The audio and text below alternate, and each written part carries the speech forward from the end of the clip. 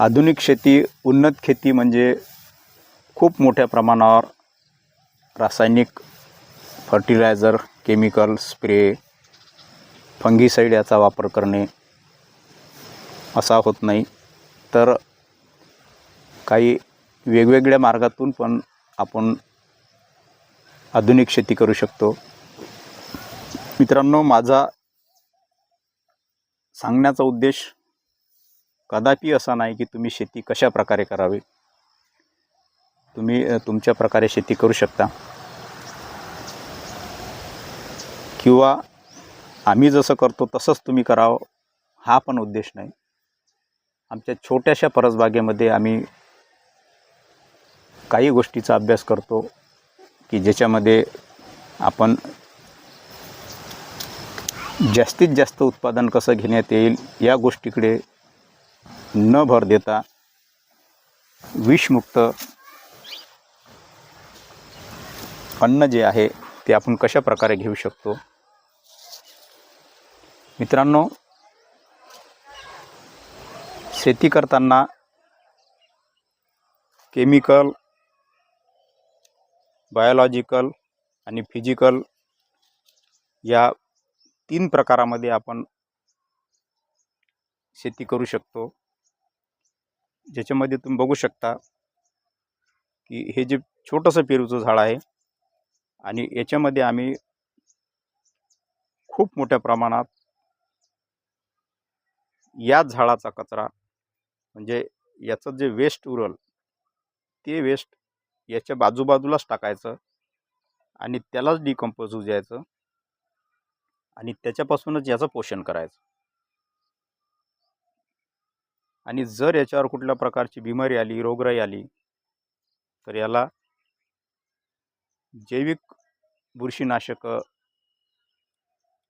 जैविक किडीनाशक यांचा घरी तयार केलेल्या औषधांचाच याच्यावर वापर करायचा, जेणेकरून याच्यावर ते फवारले असताना आपल्या शरीरावर त्याचं कुठल्याही प्रकारे विपरीत परिणाम होणार नाही.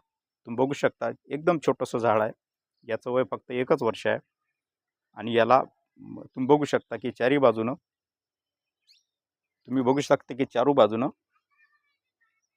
याला फळं लागलेले आहेत. आणि आम्ही काय केलेलं आहे की प्रत्येक फळाला बॅगिंग करून टाकलेलं आहे, ज्याच्यामुळे याच्यामध्ये अळ्या पडणार नाहीत.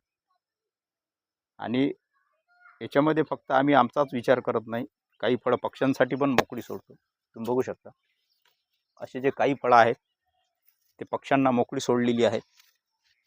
आणि तुम्ही इथे येऊन बघा की पक्षी याचे फळं पण खाऊन जातात.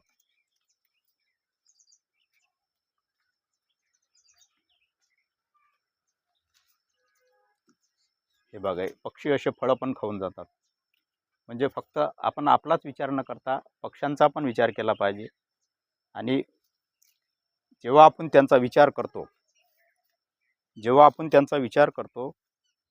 तेव्हा फळ खायला आलेला पक्षी फक्त फळच खात नाही, तर या झाडावर असणाऱ्या ज्या किडी आहेत ते किडी खाऊन पण ते स्वतःची उपजीविका करतात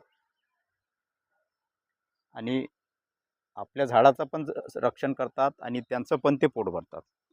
आता याच्यामध्ये बघा, बॅगिंग केल्यामुळे काय होते की याला आपल्याला केमिकल स्प्रे करायची गरज पडत नाही.